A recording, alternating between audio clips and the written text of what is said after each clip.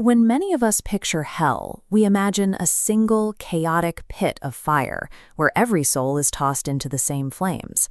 However, Islamic tradition describes Jahannam quite differently. It is a highly organized, ancient structure of descending, absolute justice. The depth of this space is governed by spiritual gravity. Here, the heaviest and most destructive earthly choices pull a person further down into the dark. This staggering architecture ensures that the severity of a consequence perfectly matches the gravity of the choice made in life. Every layer is a precise response to a specific action. The surface layer, simply called Jahannam, is the first stop in this descent. For those who enter here, the environment functions as a place of purification rather than a permanent end. This level is inhabited by believers who fell away from their path, those who committed grave errors or became indifferent to their own faith. While it is the least severe level, the Quran describes a fire that burns the skin, the bones, and the soul itself. Its heat is designed to burn away the spiritual stains gathered on earth. Even at this entry point, the intensity serves as a profound signal. It proves that no action is too small to be weighed by the scales of justice. Descending into the second and third layers, Laza and Sakar, the fire begins to hunt. These flames are described as being alive, calling out for those who belong within them. Laza is the destination for those who saw the truth but turned away out of pure arrogance. These flames melt away the pride and ego that these people used as a shield in life, leaving them helpless. Just below that lies the third layer, Sakar. This layer waits for those who ignored the suffering of the poor and abandoned their prayers. The environment here is a trap of endless cycles. It consumes everything but the soul, which remains trapped in a state of constant, painful regeneration. These layers exist to strip away the false sense of power that arrogant people relied upon. In these depths, that control is revealed to be an illusion.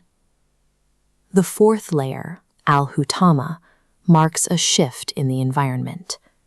The name itself means the crusher, and the punishment here destroys and completely shatters everything in its path. This level is for those who spent their lives obsessed with wealth and status, building their own empires while walking past the hunger and pain of others. The justice here is poetic. The fire starts from within the heart and spreads outward, crushing the very material things these people worshipped in place of righteousness. When the physical world fades, the wealth and status these souls chased mean nothing. They are left only with the weight of their choices. Further down, in Jahim and Sa'ir, the air itself becomes heavy. The atmosphere turns into a choking haze of smoke and heat that makes every breath a struggle. This is the realm of the worst oppressors, individuals who knowingly spread corruption and injustice, using their power to harm others and lead them toward ruin. In Sa'ir, the punishment becomes deeply psychological. The inhabitants are forced to face the exact harm they inflicted on the innocent, reliving their crimes without end. There is no path out of these layers. Because these people understood the truth and chose to destroy others anyway, the doors to mercy remain closed. This depth reflects a fundamental truth. Actively harming the world and leading others astray carries a weight far heavier than any individual sin. The final, deepest level is not a pit of fire at all. Al-Hawiyah is a pitch-black abyss of perpetual freefall. This bottomless void is reserved for the absolute worst offenders, the hypocrites. These are the people who pretended to be righteous and used the trust of the faithful to manipulate and betray others in secret. Because the hypocrites spent their lives standing on a foundation of lies, their eternity is spent having nothing to stand on at all. They fall forever. Let's rise back up through those layers and return to the light of the surface world. Seeing the map of these 7 levels can be daunting, but understanding this structure gives us a chance to reflect on our lives while we still have the time to change.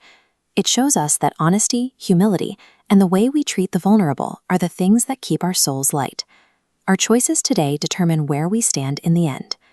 To learn more about walking the straight path and the rewards that wait in paradise, subscribe and hit the bell.